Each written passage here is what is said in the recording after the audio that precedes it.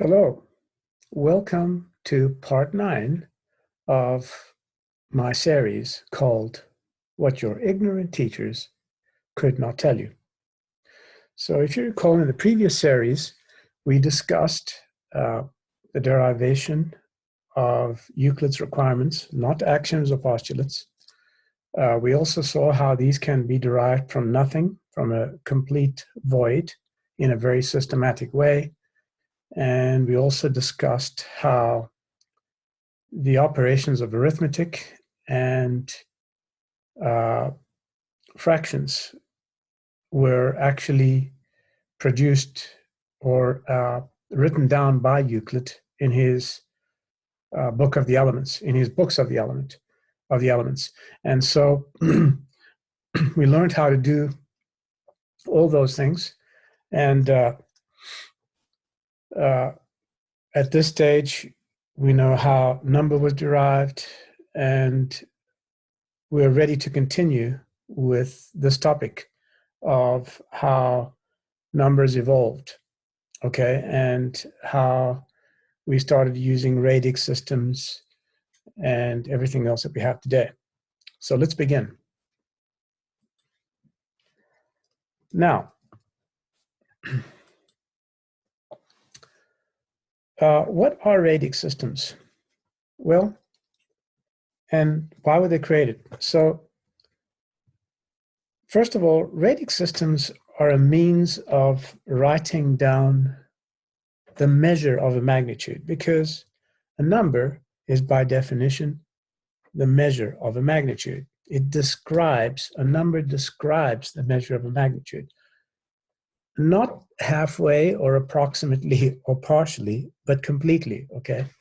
And what this means is that when we write down a number, for example, if we're going to write down a quarter and represent it in any given radix system, we're going to represent it exactly as 0.25, which is 2/10 plus 5/100. Yes? Okay?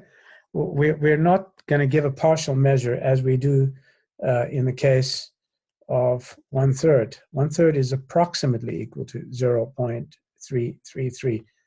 And it doesn't matter how many threes you add behind here, this sign here can never be equal, okay? Because a third is not measurable in base 10. However, if you were using base 3 as a radix system, so let's see what happens if you're using base 3. Delete that, okay? And so if we're using base 3, what we have is 1/3, 1/3 squared, dot, dot, dot, and on this side here, 3 to the 0, which is the unit, 3 to the 1, 3 squared, dot, dot, dot. So if we want to represent a third in base 3, all we need to do is write a 1 there, okay?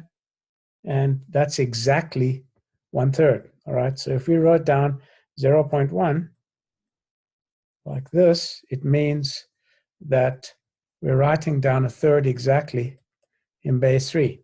Similarly, if this were base 6 instead of base 3, then a third would be 0.2, okay? But you'd also not be able to measure a quarter in base 3. And there's a well-known theorem, which I've discussed already, but I'll repeat it. If you have any rational number, such as P over Q, where both P and Q obviously are defined in terms of units, then you cannot represent this in radix R unless all the prime factors of Q are also prime factors of R, okay?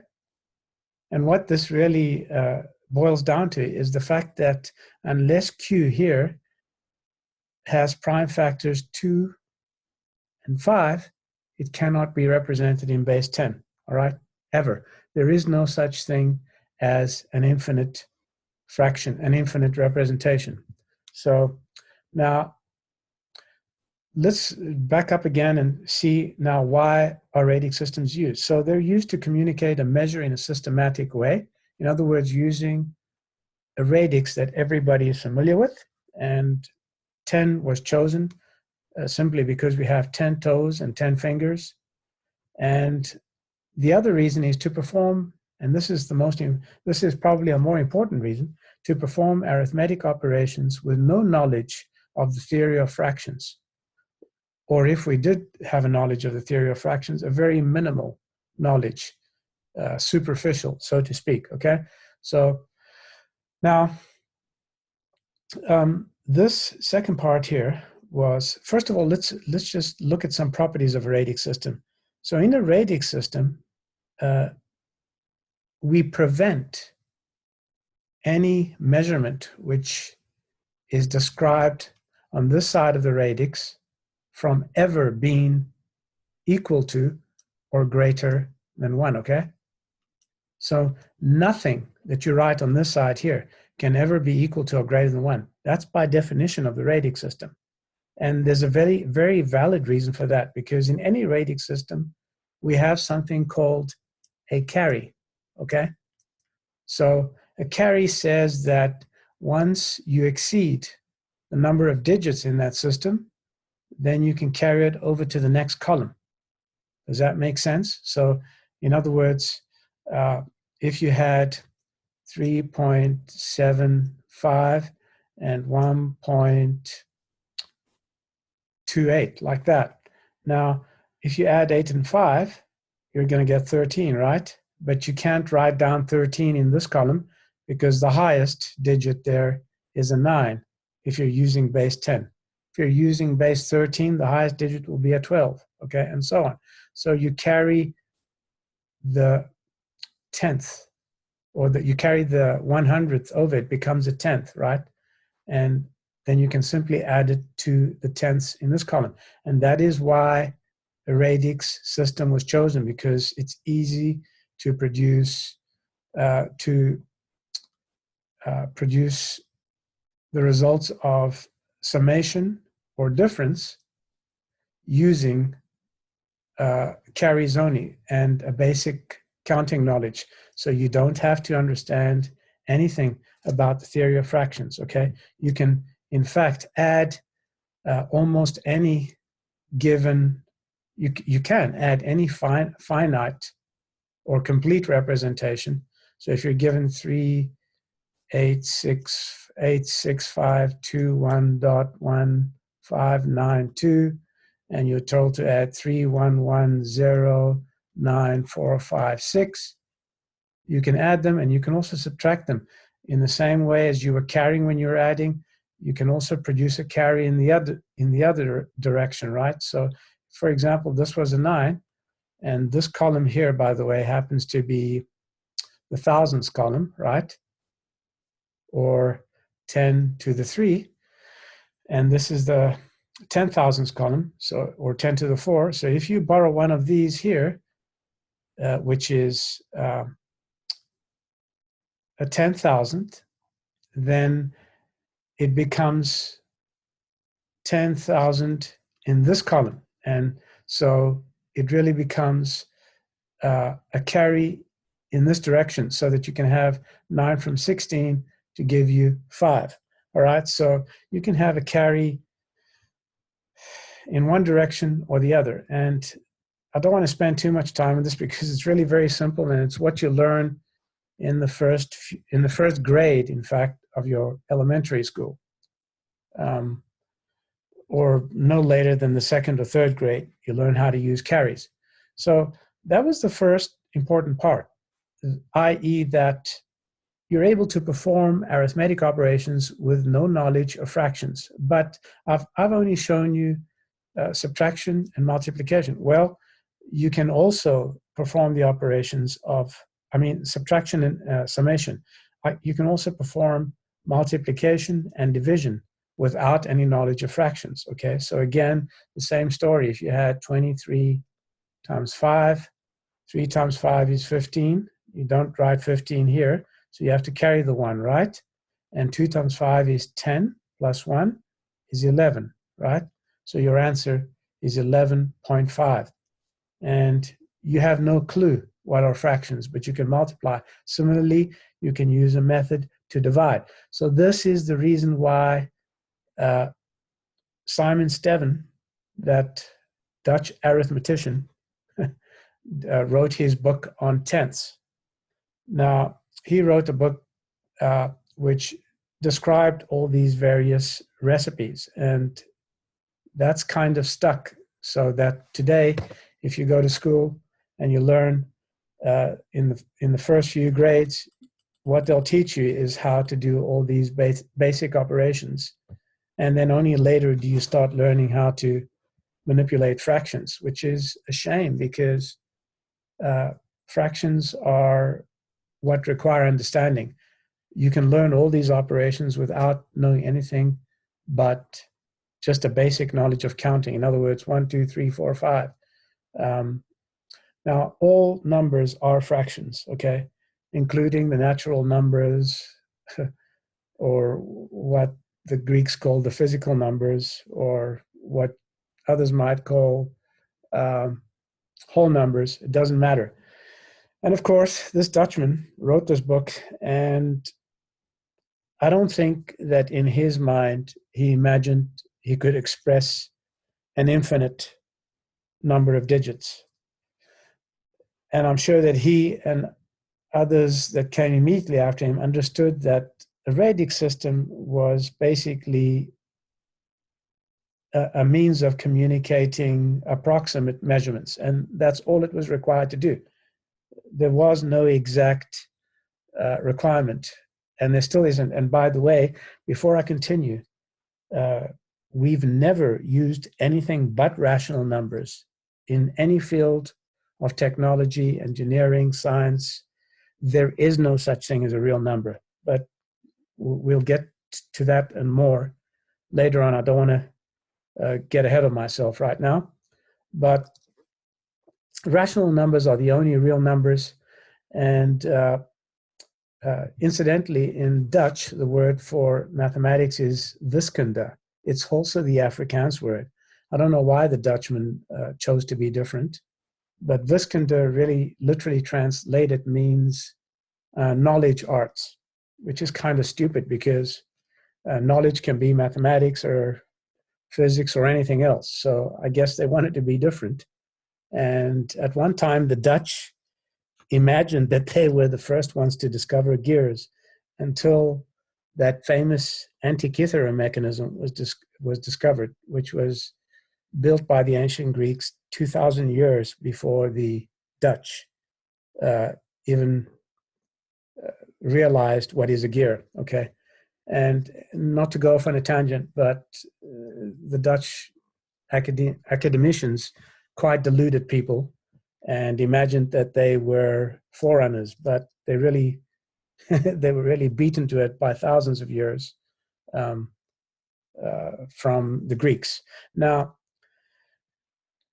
Simon Steven, very little is known about him except that he was born in Bruges, in I think in Belgium. I'm not so sure exactly what all the details are, but radix representation was known before Simon Steven, but it was popularized and made known to the world through Simon Steven and his book called Der Tiende, or On Tenths. Okay, so at any rate, I don't want to spend too much time on this individual. He was not that important. He just set this system in motion, which today a lot of fallacious knowledge has been built on. Okay, but so anyway, I just want to summarize here what are the main reasons. So the main reasons for a radix system were to communicate a measure in a systematic way and to perform arithmetic operations with no knowledge of fraction theory or the theory of fractions,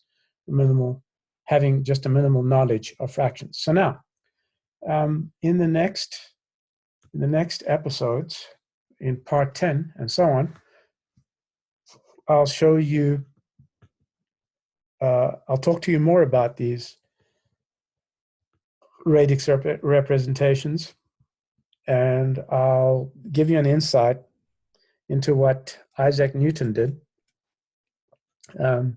He basically continued on from the ideas of Steven, and he decided he would call a measurement such as 0.333 ...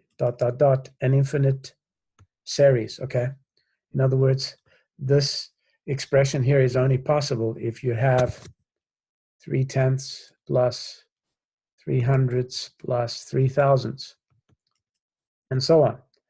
And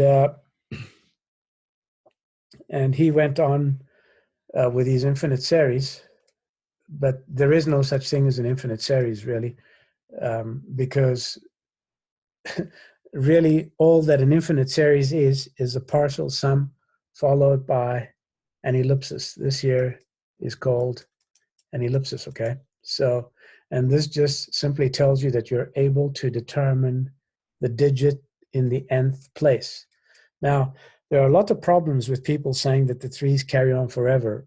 The threes do not carry on forever. That doesn't mean anything. And infinity, even as realized later by several other academics, is a junk concept. It's not possible to reify in any shape or form whatsoever.